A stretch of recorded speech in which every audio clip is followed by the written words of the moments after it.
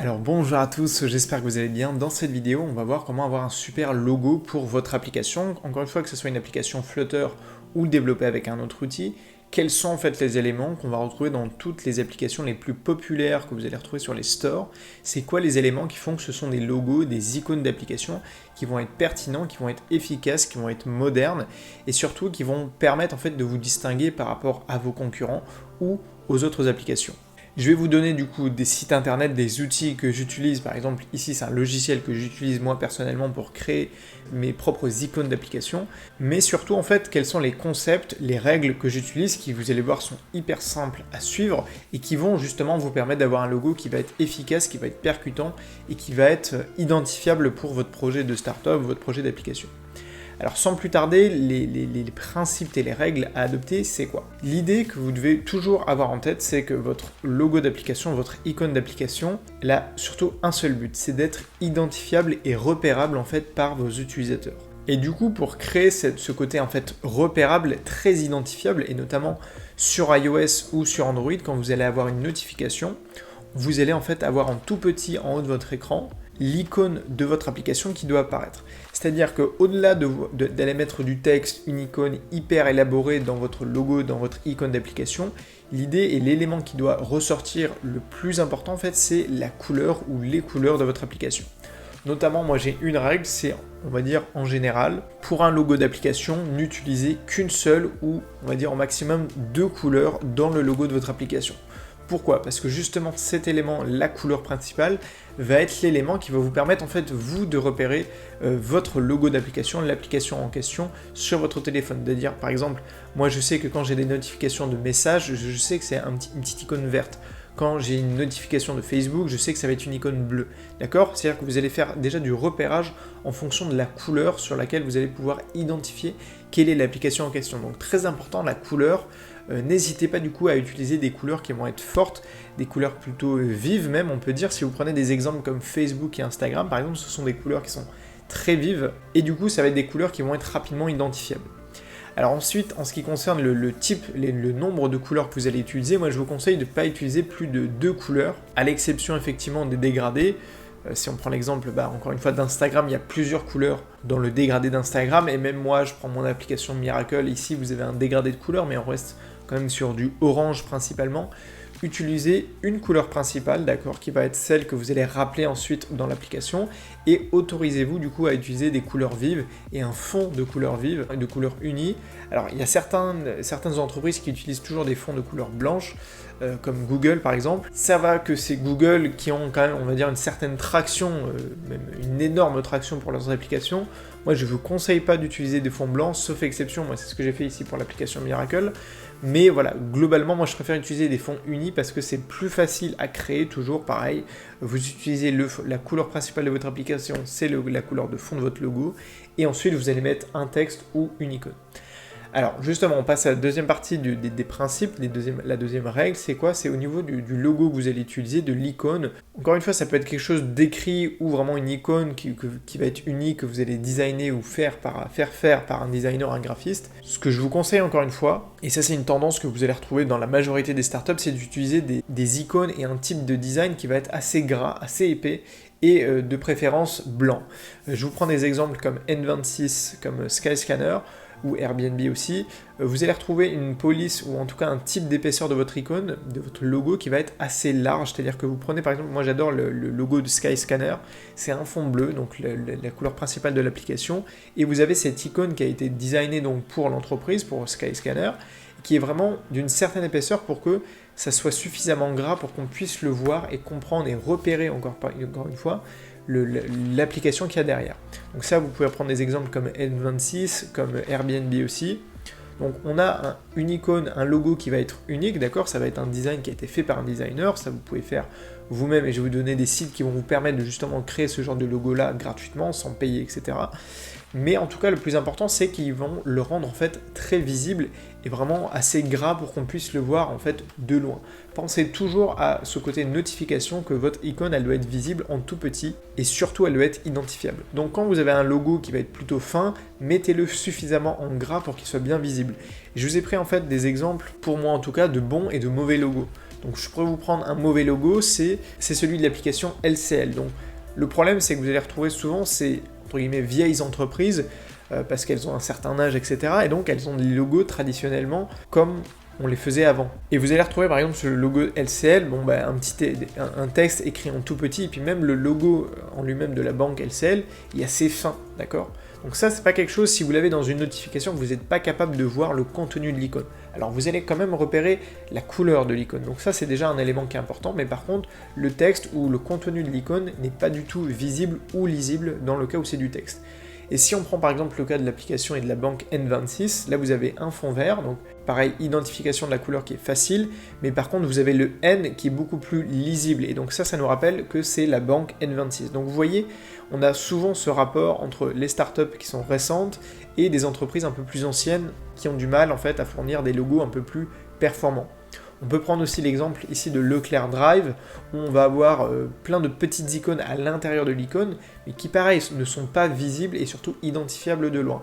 Alors qu'on peut prendre l'icône et le logo d'Amazon qui a été récemment notamment mis à jour, où on a un fond de couleur qui va être identifiable, et puis le logo, le fameux sourire d'Amazon, qui est beaucoup plus centré que d'ailleurs dans la version précédente de l'application. Donc vous pouvez vraiment comparer des bons et des mauvais logos et types de design de logo d'application, et vous allez comprendre en fait qu'est-ce qui fait la valeur d'un vrai logo. Et vous allez comprendre aussi que en fait les meilleurs logos sont souvent les plus simples, et il faut justement jouer la carte de la simplicité quand vous concevez en fait le logo de votre application. Prenez des exemples d'applications comme Facebook et Instagram, ils vont avoir quelque chose de très coloré mais de très simple pour le logo, et ensuite dans le contenu de leur application, quelque chose qui va être beaucoup plus complexe et riche.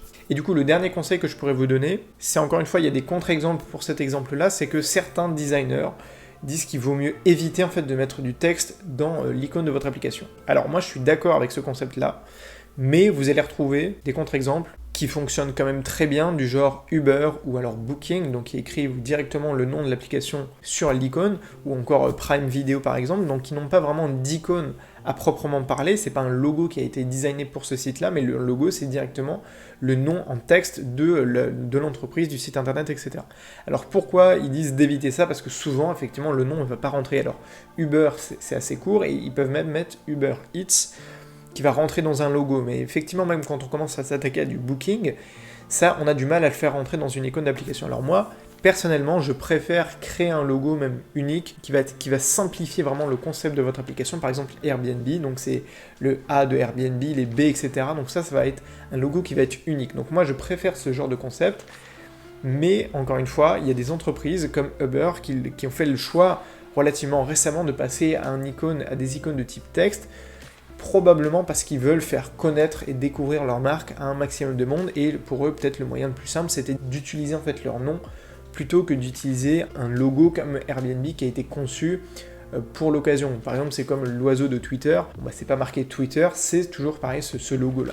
Donc ça va dépendre c'est plutôt un choix personnel, mais personnellement, je trouve que créer une marque autour d'une icône, d'un logo qui a été designé comme Apple avec la pomme, comme Amazon avec le sourire, etc., je trouve que c'est quand même le meilleur choix quand on est une startup, quand on est une application. Mais vous inquiétez pas, là je vais vous donner tous les sites que j'utilise.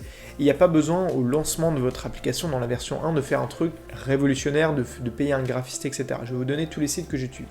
Alors premier logiciel que j'utilise, c'est le logiciel Sketch. Alors vous devez vous dire en fait à la fin, un logo d'application, c'est une image en 1024 x 1024 pixels, d'accord, c'est tout. Ensuite, vous allez en fait utiliser des packages qui vont vous permettre d'adapter cette icône-là, cette image-là à iOS et à Android. Donc moi, j'utilise le logiciel Sketch ici pour créer mes images sur mesure quand je veux le faire moi-même. Donc c'est un logiciel de dessin, de design. Il en existe d'autres, celui-là il est payant, mais il en existe d'autres. Vous pouvez prendre Photoshop, Paint, peu importe. Le plus important, c'est d'avoir une image qui, à la fin, fait du 1024 sur 1024 pour l'icône de votre application. Le deuxième outil que vous pouvez utiliser, c'est le logiciel directement Canva. Donc Canva, c'est un site internet, c'est une startup, c'est un site web qui vous permet de faire du design en ligne, sans logiciel, et puis sans avoir besoin de savoir vraiment manipuler un logiciel qui va être très compliqué. La seule chose à faire pour, pareil, utiliser Canva, c'est de bien préciser une image qui va avoir les dimensions de 1024 x 1024, et de le faire du coup au format carré pour avoir quelque chose de précisément au bon format pour votre icône. Et ensuite, vous pouvez mettre un fond coloré, etc. Vous pouvez utiliser tous les principes que je vous ai donnés en début de vidéo. Le troisième outil que j'utilise en fait assez souvent, c'est un outil Ionic, en fait paradoxalement, que même j'utilise toujours avec Flutter, c'est Ion Icons. Pourquoi Ion Icon? En fait, c'est la bibliothèque officielle des icônes d'Ionic. Et bien tout simplement parce qu'on peut télécharger les icônes Ionic au format SVG, donc au format on peut le manipuler dans un logiciel de design. Donc par exemple, le logo de l'application et mon logo Driss AS, ça a été fait avec une icône d'Ionic que j'ai en fait modelée. L'avantage avec les icônes au format SVG, c'est que vous pouvez vraiment modifier la couleur notamment, etc. C'est vraiment comme un fichier que vous allez pouvoir éditer en changeant la couleur, la bordure, etc. Donc moi ce que je fais, c'est que je choisis par exemple si c'est sur le thème, bon, là de mon application c'est le thème de l'éducation, je prends par exemple ici l'icône de l'école on va dire, et puis je suis venu un petit peu le modifier, et puis ajouter des éléments de design pour un tout petit peu le différencier. Mais sur le fond vous voyez que c'est hyper simple, c'est un fond bleu, qui est la couleur principale de mon application, et puis ce logo d'école avec juste une petite bande orange pour donner la deuxième couleur, mais subtilement, voilà, à laquelle je vais associer par exemple les boutons qu'il va y avoir d'action dans l'application. Vous voyez, un design très simple, et si vous avez un autre design, un autre thème pour vous d'application, utilisez la bibliothèque Ion Icon, ça va vous permettre de gagner du temps, et en plus ce sont des icônes qui sont libres de droit, donc il n'y a aucun souci au niveau de la réutilisation. Un autre outil et autre site web dont je vous avais déjà parlé, c'est le site Adobe Color. Ça va vous permettre, toujours pareil, de définir un thème couleur pour votre application, et surtout pareil ici de choisir la couleur principale. Je vous invite encore une fois à ne mettre en valeur en fait uniquement la couleur principale de votre application, parce que c'est celle qui doit être clairement identifiable. Et vous pourrez être en fait beaucoup plus sobre ensuite dans l'application en elle-même. Regardez les applications comme Facebook et Instagram, je reprends toujours ces deux exemples parce que je les ai en tête. Si vous regardez d'ailleurs sur l'App Store, c'est flagrant, vous avez l'icône qui est très très colorée, et puis en fait le contenu de l'application en elle-même, on a effectivement quelques touches de bleu, ou en fait sur Instagram c'est principalement du noir, mais voilà, on a très très peu de couleurs à l'intérieur de l'application. Par contre l'icône elle est très très vive et très colorée. Donc utilisez le site Adobe Color pour vous créer en fait un thème couleur, et notamment en utilisant les couleurs complémentaires si vous en avez besoin, au minimum de 2. Et le dernier site et outil que je peux vous conseiller, c'est Sketch App Resources, donc c'est complémentaire au logiciel en fait Sketch. C'est un site où vous allez retrouver en fait plein de fichiers Sketch préconçus, et il y en a notamment certains quand vous tapez App Store qui vont vous permettre de prévisualiser en fait votre icône d'application dans l'App Store, à la fois en petit, en grand, dans la barre de recherche, etc.